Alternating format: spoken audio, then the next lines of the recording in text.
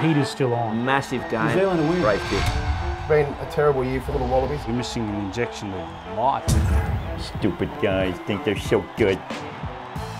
Hello and welcome to RuggaMatrix International. I'm your host, Jerome Sand. This is episode 253. We're recording on a Tuesday night. Ben Kimber, how are you?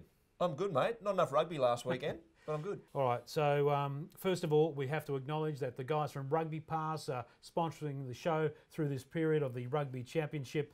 And of course, go to the Rugby Championship fantasy team page and sign up and try and take Benny Kimber on, who's number one. And also, Ben, they've Where'd got... you say, where am I again, mate? Number one. Number one. Thank you. Also, jump on there to participate in the other competitions. There's the Aviva Premiership and the Pro 14. And, of course, a lot of interest in the Pro 14, Ben, with the advancement of the South African sides in the competition. We'll talk about that in a second. So thank you very much to the Rugby Pass guys who cover rugby and rugby league around the world. And they have a great fantasy league. We'll talk about that more a little later on. But first, let's go to the strike issue of the week. And Ben Kimber, what is it? This week, mate, we are definitely going to talk about the Wallabies and Springboks game in Perth, the All Blacks hosting the Pumas in New Zealand. But news today, fresh off the press, if you will, for today, 10 a.m. this morning, the Western Force went to the High Court to hear the decision in New South Wales with the ARU.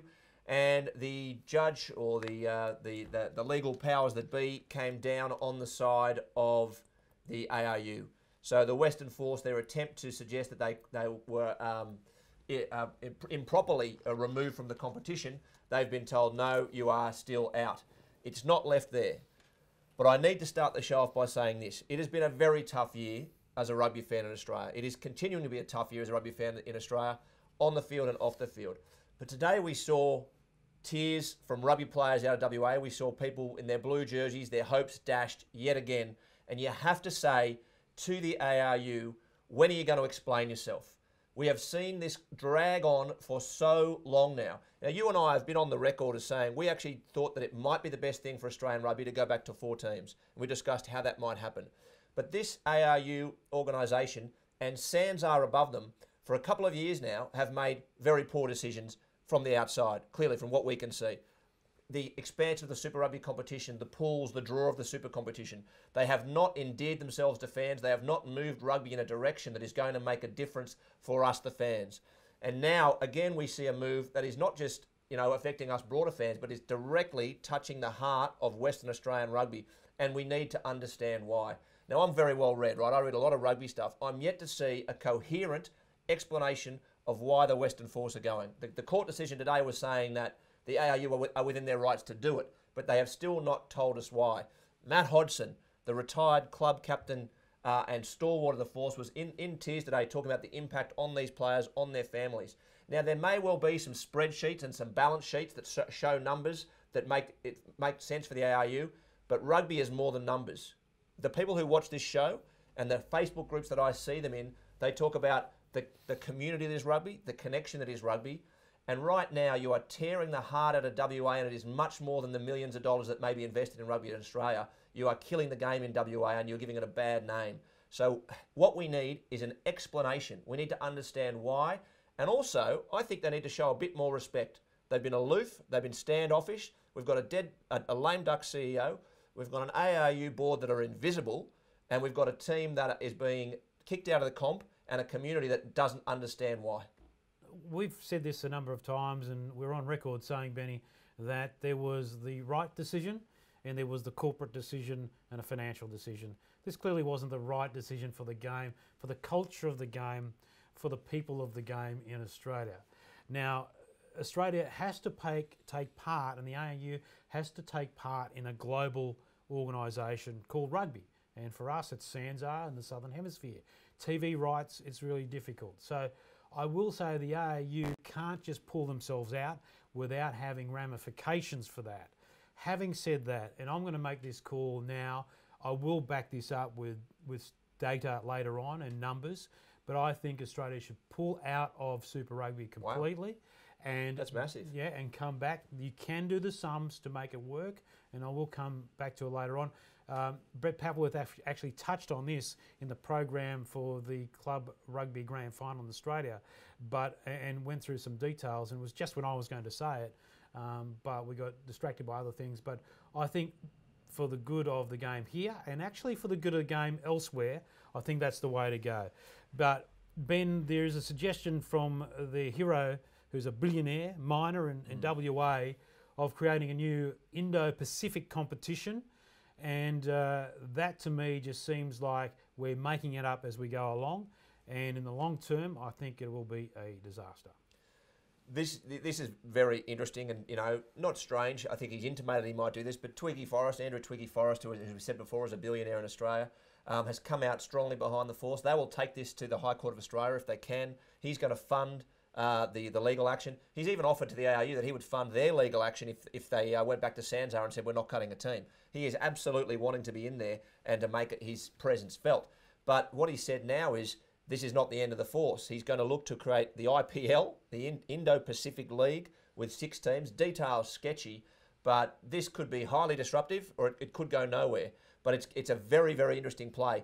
It's, people talk about the Super League wars in Australian Rugby League back in the day, but it just seems to me that this has a lot more water to go under the bridge before that's a real idea, surely. Yeah, but Ben, there's a massive difference here. The Super League war involved Australia, and decisions were made internally about it. So a very simplified way to attack the game when Rugby League had its civil war. But rugby, as I said, has the international contracts that they have to look after. So that means this whole thing is going to be a ginormous mess. Yeah. Ginormous, mate. Yeah, I mean, to remove, as a player, to remove yourself from the existing, World Rugby endorsed system, it wouldn't make much sense. And it would be a very, very difficult thing to stand up. So it feels like it's a bit of a, he's played on a hand that maybe he can't back up, but don't forget the guy has $1 billion, so $1 billion goes a long way. Not as far as it used to. Couple of billion? Does he have a couple of billion? Maybe? Yeah, I actually don't think that's enough, because you see a lot of people come into sporting organisations with a lot of money, and they quickly use it up very fast and realise that they're used to making money, and sporting teams just keep going out the back door. So I think no one's clearly thought about where they're going to head from here. The ARU sort of... Except further in the courts, well, probably. Well, but the ARU sort of encouraging Twiggy to move on with this this promotion of the Western Force, just not with them. Well, from a public relations perspective, the less the ARU say, the more that any other theory you can make up gets traction. So the more that you think, what is actually going on here? And also, where is Sanzar in this? We haven't heard anything about their plans for how they want to manage the 15-team comp properly. So that would be helpful too. We need to understand this so that rugby in Australia doesn't feel so beaten up when you've got this lack of leadership at the ARU and you've got this, very, very foundational formative change happening. Yeah. Without that leadership, it just makes it 10 times worse. Yeah, so it's going to be an interesting few months ahead of us. But as always, the lawyers will be the winners, and we'll see all this action in court. Don't forget, the West Australian government has also threatened lawsuits as well, because they want to get money back they've invested in the game in Western Australia. Yeah. So that's that's it. And that's it. I think the only things I've really heard Pulver say is there was an extensive spreadsheet that was done with a lot of factors in it. Well, let's have an idea of what those are. Well, let's have an idea. But you can't put a value on that base of players and community that is growing, and the years and years that have been invested, the money that's been sunk into bringing rugby along in Perth and in Western Australia. You can't really put a number against that. Well, if they have, I'd love to know how. All right. Well, I don't know if there's much else we can say about it, because the next step is for the West Australian supporters to turn out for the test match, Australia-South Africa this weekend. So how do you think that's going to go? Because the call has been to wear blue. Yep. Matt Hodgson says if you can't wear blue, wear your colours for your country, but wear a bit of blue as well. So will they be there supporting the Wallabies, the Springboks, or anyone? Look, they should still go. And I think Matt Hodgson came out and said that. There was talk of a boycott, that people wouldn't go because of the way that the Force have been treated. But, Matt Hodgson, who is their talismanic leader, has come out and said, get out to the game, wear your colours, just be there, though, because you do want to support rugby. Rugby is our game, and we want to make sure it gets supported. So I hope that they turn up. And to be honest, I think they'll see a cracking game. I think the way the Wallabies bounce back, and the way the Springboks are looking, it's looking like we've had some pretty dire matches between those two in the last few years. Yep. But this is looking like it should be a cracking game. So if you can get out there and watch it live, I'd absolutely endorse that. Yeah, no, South Africa have settled in at Perth quite nicely at the weekend, and they're ready to take on the Australian side. I think it's very lucky for Australia that the game is 2 weeks after the New Zealand game, because I just don't think they would have been able to back up straight away. I think it would have been beyond Australia physically to turn up and take on the Springboks a week after doing that against the All Blacks. You think they were too battered? Yeah, I think they would have thrown everything into it mentally as well. Yeah, Like, you know, okay. and I think the signs were there towards the end of the games that they were starting to fall apart a bit. And I just don't think they would have been able to back it up a week later, because they would have had their heads in the cloud. I just know how this team works. Yeah.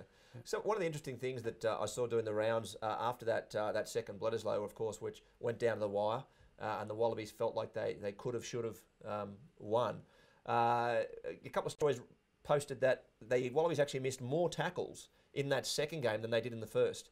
Now, everyone's got to recall that first game where the Wallabies' defence was not even schoolboy level. Their structure was just appalling. There were times that they didn't even go near making a tackle. That's right. They were all over the shop. Yeah. But it was interesting in that second game where the feeling was very much that they kept their line intact in better ways. We saw Foley and particularly Beale defending in that front line. The game didn't feel as much of a problem in the defensive line, but interesting that they potentially missed more tackles there. Yeah, but if you look at the stats overall, Benny, they completely favour the All Blacks. So I'm not really surprised there. It's sort of like the out-of-work figures, isn't it? If you're not looking for work, then you're not unemployed. So I think you look at it that way. But yeah, so I think Australia were a bit fortunate there. So, all right, do you want to look at the Rugby Championship? Or Yeah, let's get into it. Wallabies box, so game in Perth, Saturday night. We'll go there first and we'll do the ABs, RGs second, just because we're leading into it now, even though it's the other way around if you're watching them. This game is going to be a cracker for me if we see the Wallabies continue. Now, we had a go at Michael Checker again last week about the way he's conducted himself, but you have to say he got the team up for that second game, right? We've said before, the motivational coach, he had them up, he had them, or perhaps them, or the shame they felt about their previous performance. They were in it, and they played against the best team in the world, and they acquitted themselves very well. If they can bring that again, we'll have a cracking game. The Box now 5 straight victories this year. They looked too much for the Argies, too much for the French, so they're in great nick. They're going to be more tested now against Australia and then against the All Blacks. But I'm expecting a ding-dong battle, because if the Australians can keep it together, they've got the game to trouble the Box. But the Box are looking good. They are looking very sharp and well drilled. They are looking well coached. They understand the way they mean to play, and the camaraderie that you see there, I'm seeing it, even more so than any other teams. They look like a team that has bonded very well. So I think that they will bring it. Some really interesting cattle changes there. Stephen Moore, birth of his third child, I think he's not going to be there. The selection choice made for him really there. You couldn't see Checker maintaining him in the front row, particularly when the front row is going to be so key. The Box scrum annihilated the Argies. The Wallaby scrum has been in real trouble, except when Kepu and Tatafu Polota have come on and steadied it. So you've got to think those two guys are a big chance of getting in there. And if Oosthuizen, I get his name wrong all the time, so I cop it from our Bok fans, but if Oosthuizen is fit, that'll be a really interesting battle up front. The scrum did get smashed in New Zealand. yeah, it absolutely did. But there's no guarantee, even within the game, that one scrum means you're going to win the next scrum. It's just all about the application at that moment in time. So Australia, and they did perform reasonably well in that first test match against New Zealand in the scrum. So there's no reason why they can't actually do well in the scrum. It just means that they didn't focus at all in that second Bledisloe. Yep. But, it did them no harm in the end of the match because New Zealand sort of caught themselves off guard by having so much dominance. I think South Africa would do themselves a great deal of favours by looking at the tape and saying, okay, what if we do dominate through here? Then we've got to be quick to react to the back row. And Ben Australia were very lucky, they were just couldn't wait to jump out as like a grenade went off, jump off the back of the scrum. So you got to be careful that you don't get pinged, and they're probably lucky that they weren't disengaging from the scrum before the scrum was over. Yeah, and that's probably one of the key differences too. In the Wallabies managed their issues well. Their kicking game was slightly better. Their kickoffs weren't great in receiving kickoffs, No, taking terrible. kickoffs. And the scrum, they got the ball out fast. which almost suggests they go in with that mindset of our thanks to scrum. New Zealand going like that. But also, they were looking to get it out fast. They knew they were under the pump there. But the Box have a more complete game at the moment. They're going to put pressure on at the scrum. They're going to put pressure on at the line-out. They're going to chase well with their fast guys on the outside. So the Box will have enough, I think, structure to really worry the Wallabies here. The back row is going to be critical. You know, I'm a big fan of Khaleesi. I think he is going to be very interesting to watch. His wide running game, his involvement both in tight and out wide against Argentina made a big difference. And I think he's going to be key as well against Australia.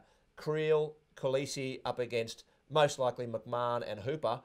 You've got to give the edge, I think, in ability there to the Box. But the Wallabies guys bounce back against New Zealand. Australia will mentally approach it the right way. They'll be fired up. But when it just comes to those moments, technique-wise, which they pride themselves on in South Africa, they can easily blow the Australians away because we just don't concentrate on enough. When we go to the fancy out backline play, sure, not too bad. But, gee, South Africa's pretty good at it as well. Yeah, I tell you what the South Africans did well too is they mixed up their game against the Argentinians. They moved the ball around. They scored a length of the field try that was fantastic. And off the set piece too. Cheeky little midfield chip by Yantis that set Khaleesi up eventually under the posts. They did play a game which had more angles to it than you see from them sometimes. I still think Yantis is under pressure. Handré Pollard is back in the squad. Ross Cronje is back fit and may get the number 9 jersey. So I still think Yantis is going to be under pressure and you might see him switched out if things aren't going their way in Perth. But I think the Box are going to win this one, I think. And I say that because I don't know if, and we've said it before, that motivational drive that Cheika brings can continually deliver. And the Box just look like they have enough structure to control this game. They've got the kicking game, they've got the set piece, and they've got the fast men outside. What I want to see from Australia is what we also saw a little bit. We've been calling for it for a year from Cheika. I want to see some more tactical thinking. There are a couple of shorter wingers and fullback there. They're a smallish, height-wise side out wide. Are we going to see Israel Folau getting up above them? We saw a little bit of that in New Zealand, a bit of kicking towards those smaller guys like McKenzie. Are we going to see that against the Box and trying to get some tactical exploitation of the opposition? That comes with confidence in your game as well. So they would have grown in confidence after that second test, and I think that might generate a bit more tactical play. But it's just hard to tell, mate. It's all about fire and brimstone with the Australian coach. So whether the tactics come into play, I'm not quite sure. But the confidence will help in Australia employing tactics against the Springboks. But, you know, the Boks are going to be ready for them. Yeah. Well, look, I'm going to tip the Box by 8 for a couple of reasons. As I said, that structure, but also there's always been that feeling that Perth is almost an away game for Australia because there's such a strong South African community in Perth. And it's going to be even more so now. You get the Force fans turning up in their blue, and you get the South African fans turning out in force. I think this is going to be a tough game for the Wallabies. I hope we see what we saw in New Zealand, and if they can bring that, they're a massive chance. But I just feel like the Box are in better shape. They're more cohesive. The big question too, Ben, for me is will the Australians, we saw a bit of it, obviously, with players who have been renowned for not being great defenders, defending in the line, and Kurtley Beale, he was, you know, a bit of a warrior there, bleeding from the head and wherever else, to use a Trumpy line. He was bleeding all over the place in terms of battling hard against the All Blacks. And I don't know, can they do it again? Because it's not their go-to, you know. It's not that second nature. And they have to force themselves to think about playing that way each test. So it'll be interesting to see against the South Africans running hard at them if they put some back rowers going in that channel. How well will he defend? Well, look, I think the thing that really pleased me there, particularly about Kurtley Beale, is if you set up a defensive line where you hide a guy, where you say to him, in this position, we want you out the back, pal, get out in the wing, because, you know, quite frankly, we're saying we don't think you're up to it.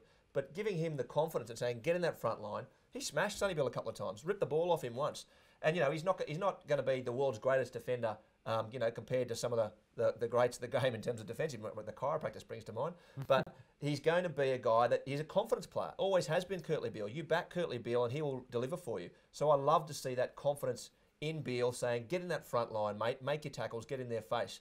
And they still hid Foley a little bit, but it gave that team more of a belief in themselves, I think, than when you're trying to shuffle stuff around. Yeah. And hopefully that belief carries through into Perth. Yeah, true. But I'll say it again, if you play in your position in attack, You got to learn to defend there. That's just, it should be done early in your career. It doesn't matter how small you are, you can tackle. It'll fatigue you faster when you're smaller, but we've seen a lot of courageous players over the years who are smaller in stature. And I just want to make a point about the physicality of the Springboks against the Australians. I'm not just saying that they're just big guys who are going to run over the top. They're big, skillful guys, and that's what they continue to add in their play. Particularly, you look at how the Lions play, a lot of skill there as well. So that makes them a double threat, and maybe a triple threat because they all can kick. Yeah. Doesn't matter who they are in the field to play. So there's so many things coming at Australia this weekend. On a hard, fast track, this is going to be one hell of a game, and I'm going to up your ante. If the Springboks win, I'm going to say they win by 15 at least, because they'll win going away. I'll tell you what, we did mention a couple of times briefly that will be important is the kicking game too. They've done a much better job of plotting their way around the park than the Wallabies do, so the Wallabies will be turning around a fair bit. All right, so you're saying 8, I'm saying 15 to the Springboks, but both go the box, eh? Both South Africa to win the game. Yeah. And it'll be I just can't wait to see what happens there with the crowd, the response from the fans towards the Wallabies going out. I hope they don't, boo the Australian side because it's not their fault. But if the AU board walks past, go for it. Well, but also, there are force players out there for the Wallabies, exactly. So they could get a lot. They could get a lot out of it too. Yeah. They could lift. All right. Okay. So let's look at the other game this weekend. Taranaki, and it's of course the All Blacks up against Argentina, Los Pumas. Yeah, and in Taranaki, and I had to look this ground up because I've never been there. Holds about 25,000. Great to see the games, moving around the country a little bit. Let's get straight off the top. I think the Argies are going to get wiped, absolutely smashed. I think you look at what happened in Sydney when the All Blacks were on song against a team which isn't quite there. The Argies are going to have a very, very tough game here. They've had probably one of the more poor starts we've seen for them. Particularly after last year and the year before, where they started to show a bit of cohesion. And we talk a lot about cohesion, teams that can actually show that they're together on the same page. Some individual players still look good for Argentina, but as a game plan and as a team, they really aren't getting it right. And you cannot afford to not get it right against the All Blacks. They're coming over, travelling to a provincial ground in front of a baying New Zealand crowd, and they're going to be facing a team which was given a scare in the previous match they ran out in. A couple of changes likely for the All Blacks. It wouldn't surprise me if Hansen actually rests a couple of blokes for this game because they'll be fired up to show what they can do. But they also I think that this will be an easier game. In the past, we've seen Argentina come to New Zealand and really stick it to the All Blacks, and they can be creative. They can come up with tactics too, Ben. But I don't know. This game can go either one of two ways. We see an unbelievable effort where Argentina digs in and just loses the game, or they'll be absolutely annihilated. And I'm sort of wavering to annihilation, but New Zealand's got their problems too. They just haven't been... they've won the test against Australia, but there are in parts of the game that they would be absolutely disappointed with, and they need to fix those up as well. Oh, that's a harsh call. Problems. I think they were... There are problems with their game that they wouldn't be happy with. Well, there's definitely things that I'm sure they want to work on, right? And the Wallabies got back into the game against them, absolutely. But, they're a team that I think... what I said about the team that Hansen picked against the Wallabies in both games was, a couple of gambles in there like Mackenzie with Smith going out. I don't think they got properly tested on that. So Mackenzie, Squire, etc., they've still got to show that they are those week in and week out international guys. And there's a couple of depth things that will be tested here clearly. Owen Franks has gone for the season. Laulala looks a good replacement. For those of you who saw the after show on the last show, though, we talked about specifically what happened. And I forgot his name. Here it is. Tuunga Fasi. He had a stinker for me off the bench for the Wallabies last week. Matt Todd's broken his hand. Sam Kane looks okay, but there's a bit of a depth thing coming through. And it's a matter of how many world-class players you can afford to either lose or rest and to keep momentum going. So how many of those frontline guys can Hansen afford to not have out there? And we saw him make a few changes when they lost to Ireland and Chicago that you probably would have regretted in hindsight. So he's really going to have to balance. He's losing Ben Smith. Ben Smith is an absolute anchor of this side, one of the world's best players. So he's losing him at the back. Milner Scudder maybe, Israel Dag maybe.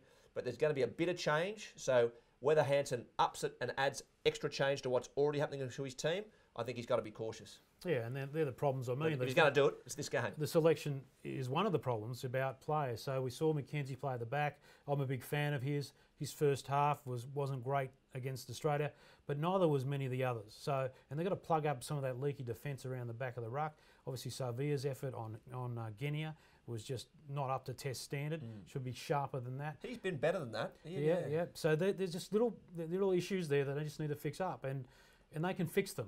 And as I said in the show previously, if you thought the Australians could improve, I think the All Blacks can improve a lot more. There's all these little things that if you put them together in the All Blacks, and because they play so well when they're going at the top of their game, that equates not just to 1 or 2 tries, Ben. That equates to many tries. So if they can get everything on song, and we saw it in that basically a practice test against Samoa, where they can just put points on at will, then since Argentina could be up for an absolute shellacking. I hope it isn't the case, but if New Zealand click in this Rugby Championship, then Argentina's going to be looking at the wrong end of a big scoreboard. Yeah. Be interesting to see what Hansen does. You know, talk of whether he's been obvious that he wants to rest some guys. He wants to rest the Whitelocks and potentially the Kieran Reeds. I think, you know, Whitelock is a chance to rest with Barrett coming into the second row for him at some point. Going to be very interesting what he does in the back row. With McKenzie there now as the incumbent 15, I've said before that my back three, for the All Blacks would be Smith, Ioane, and probably Milner Scudder. I'm a big Milner Scudder fan. But whether you bring Milner Scudder in, another small, sharp, fast guy, when you've got McKenzie, who's still learning the trade as the All Blacks fullback, I doubt. Maybe that would make you lean towards Dag to give you a bit more of that balance, that experienced cover and the big boot that Dag does bring.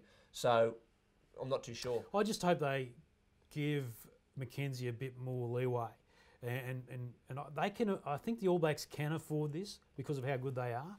But and clearly with Ben Smith on his right hand and on the wing was helping the young fella out. And I think it just didn't help that the whole team didn't have the best first half and they were behind the 8 ball chasing the Wallabies straight away. But I just think McKenzie, just give him a couple more chances. I just hate to see him thrown out with the bathwater. Yeah, but look, I'm marking him highly, right? He's taking the 15 jersey in the world's best team from a guy who is one of the world's best players. And I'm saying to you, I don't think McKenzie will reach those heights. I think he'll be a competent, adequate international fullback, but that's different to being a linchpin for the All Blacks. And so you're losing a linchpin in Ben Smith. There's going to be impact on the team from how they can pull it together. Not saying McKenzie's not talented, not saying he can't join the backline beautifully and create stuff, but you're losing a lot. Oh, you are. They're at other ends of the scale in terms of their career, but I'd just like to see him be given another go. I just don't think that was a fair exam considering where the other players were in the game. If everyone else was playing 100% on fire and McKenzie had a stinker, yeah, sure. But I'd like to see him given another chance to prove himself as a worthy All Black 15. But, you know. And I just saw Jarden make a comment which is right, which is now's the time. Yeah. If you're going to try some blokes out, now's the time. But before the World Cup, they can negotiate these sort of bumpy waters. That's right. But get through. And I tell you what, if Hansen wanted to rest a few blokes, it's going to be this weekend, you would think. All right. Okay. So what do you think? I'm going to say All Blacks by 30. Yeah, I think a shellacking is on the cards. And just to be different to you, I'm going to say 27. Fair enough. 27. There you go. I'm really interested to see if Tuangafasi gets another go after his. I thought he was directly involved in letting 2 Wallabies tries through in the second Bledisloe. All right. Okay. Checker watch. Checker watch. Normally I do checker watch. This week I'm handing the baton. Yeah, thanks. You're going to do checker watch. I'll jump in. We generally are thinking the same thing when it comes to checker watch. But this week I want to talk about a post I shared last week. And a lot of you saw it. It was a clip from Fox Rugby show, Chip and Chase. And Brendan Cannon asked a question about the team copying a hard time after the third test. And Checker's reaction was really interesting. Ben, as you saw, he basically he bit back at Cano, and you got the impression that the Australian side was too good to be criticised. It shouldn't be criticised in a way, everyone should be backing the team. And it really sort of got me fired up afterwards. So my checker watch is Checker too precious to be criticised. And I think he is. He comes across as this great bloke. We've had him on the show before, and he has done a good job when we've spoken to him.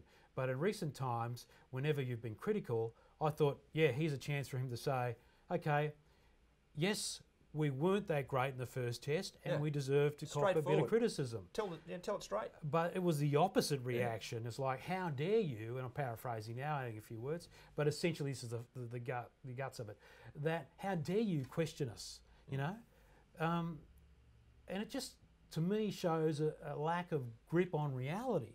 You've got to be, if you can't be tough enough to cop a few slings and arrows about your performance, how can you be tough enough to go out week to week and coach the team in the national environment? You know, he's not playing the game, he's got players to do that, but leadership from the top is really important and it sets the agenda for the players. And we saw that comment last week from Sean McMahon saying we couldn't give a beep about what people said outside the group. You know, outside the group, they're the people that pay your wages. They're the ones that front up to the games. They're the ones that front up, like the Western Force supporters, to watch you on television, and that then funnels down to you. So the attitude from the top isn't that great.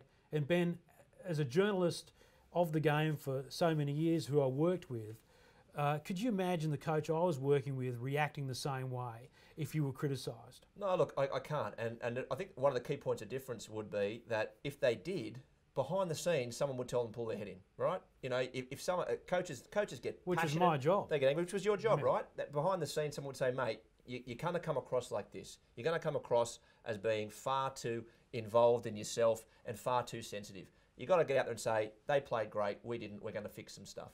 But you're right, anytime there's criticism, his back goes straight up and he doesn't handle it well at all. I do want to add, Brendan Cannon and Cameron Shepherd, fantastic. Those guys are asking real questions when they're on Fox, and it's great to see them. I think that they're the two biggest assets that Fox Sports team's got. And only one question got asked from Brendan, and it sort of got wiped away, and then they quickly moved on to other softball questions.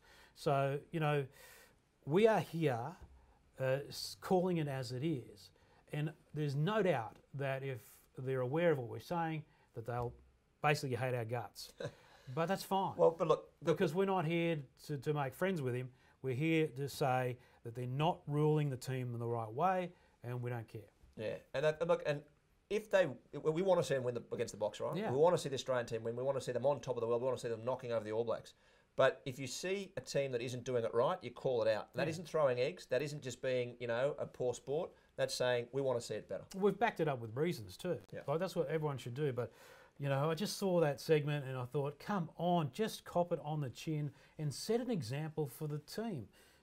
We need to be better than that in the game. And I've just noticed the drop in standards for the game in Australia in terms of just getting on with people after the games and congratulating sides that have beaten you, rather than just immediately whinging about refereeing decisions when clearly an awesome side like the All Blacks has just beaten you. So I didn't think it was a great response, but well done, Brendan Cannon, to have the courage to ask the question in the environment.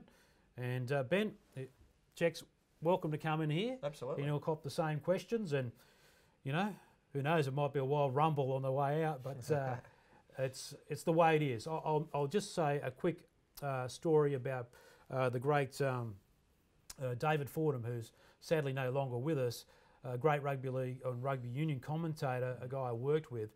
Now, Fordo and Campo got on really well, and he's called many World Cups. Campo was obviously in those as well. But Campo said to Fordo, "Hey, mate, I noticed you give it to me the other day." I think it was that. The grammar wasn't that great. And he said, "Yeah, you play like rubbish." And he goes, I said, "Well, what's going on there?" He said, "Mate, if you play bad, I'll bag you. If you play great, I'll give you a rap." And he goes, "Oh, yeah, fair enough." So in the end, there are a couple of ways you can approach it as a player of a coach. You can absolutely not read anything, and anyone who says they don't read the paper reads the paper. Yeah. That's a checkbox. You can either accept the fact that you're going to be criticised and say, okay, I've been given a rap, fantastic, I'm going to read that, I'm going to take that. I've been given criticism, I'm going to take it on board, I won't like it, but I'll accept that. Or you can just ignore it all And if you ignore it all, there are no highs for you to go with the lows. You know what I mean, Ben? Yep. It can either be everyone's a winner, everyone gets a medal, let's not be critical of the team. And we've got to be able to criticise the team, even though it's your national side, and this is the thing that Checker needs to get across and get over. And he needs to get that across the board. Mate, it's probably more of an after-show story, but I had a similar one where I was on tour with the team and with you at the time, and I was in a hotel foyer doing a bit of work, and one player stopped past and said, "Hey, did you write that thing about me, blah, blah, blah, blah, blah?" And I went, "Absolutely." And as I said that, another player popped by and put his hand and said, and he was right too. So another player backed me up. I might tell that one in an after show another time. Which quickly reminded me of a story about a player who had a front and back page story done on him, and you had the exclusive. And he said, "Gee, that Ben Kimber really stitched me up." And I said, "Oh, really? I think you got let off lightly, because he could have gone absolute town, but it was such a good bloke." Not everything that gets written, does it? Well, no, because there's some things that you don't need to write. That's right. Because there I are don't add to the story, but if you wanted to hammer a bloke, you could hammer a bloke. The salacious nature of the story could have led to a 5-page investigative yarn, but you did what you had to do, and you didn't told it straight, my hang friend. the guy out to dry. But I did say, you are kidding, mate. He's actually given you a bit of a reprieve there, but still got the story across the line. So they're the sort of things you have to deal with behind the scenes, and it doesn't help with the head coach, because no one is telling the head coach to pull his head in, except for us. Okay. Briefly want to get into fantasy. There was no game last week, so we won't go onto it too much. You've heard me say I think the All Blacks are going to go particularly well. I suspect I'll have to make some changes to my squad. What's going to be interesting is if Hansen switches a few out, if the Box and the Australians make a few changes, they might start to refresh their squad a little bit. Maybe it might be tight to keep it within your nominated playing group. So I'm a bit concerned. I've got a couple of injured blokes. You've only got 3 changes per week to change to your team. I've got Reid, I've got Barrett, both of whom could be on the list to get rested. I've got Retallick. I don't think they'll rest both Whitelock and Retallick if they do, but I've got to wait to see the teams to understand what I might change. But I'm a little worried I might drop a few points this week, because I suspect too many of my guys might not be in the starting 15s this week, and you've got to really keep an eye on, are they in the starting 15 and are they likely to play 80 minutes, because there'll be some changes this week for sure. All right, okay. I'm still working out how to do it. That's my excuse anyway. So, but we thank the guys from Rugby Pass for sponsoring the Rugby Championship series, and get on there, have a go. And, you know, it's not just our competition, the Rugby Championship. There's a Pro 14 and the Viva Premiership. The Pro 14, a couple of South African teams in there. Well, where did they go, Benny? Mate, all the talk about, the future could be up north. Yeah. The future wasn't that rosy straight up for the Cheetahs and the Kings. Ulster 42, Cheetahs 19, Scarlets 57, Kings 10. The Kings got absolutely walloped. And the Kings actually had their, not too bad a season compared to their previous standards in Super Rugby this year. So you've got to say the South went north, and it didn't end up the way we like to think it normally does. Yeah, no, but look, early days yet, and once they settle into the competition, who knows how it will go. It is interesting though, because obviously you've got north and south, so you've got winter and summer coming into play, or the warmer and colder conditions as well. So I think what we're seeing here is something so new that that it's actually exciting, and it could set the groundwork for what happens to Australia, maybe Argentina down the track, in terms of teams playing in the north regularly. So you've got Japan obviously coming down and playing Super Rugby, but if the game expands in South Africa, and we lose teams in South Africa, there's no reason why the whole lot in South Africa could be playing in the north. Well, we've said it before. It kind of makes sense in a lot of ways. The South-North split, playing in their own time zone, albeit in different seasons, can make a lot of sense. Speaking of provincial footy, I want to make one final call out. I went to the Ken Catchpole medal, the Shoot Shield end of season. Oh, yes.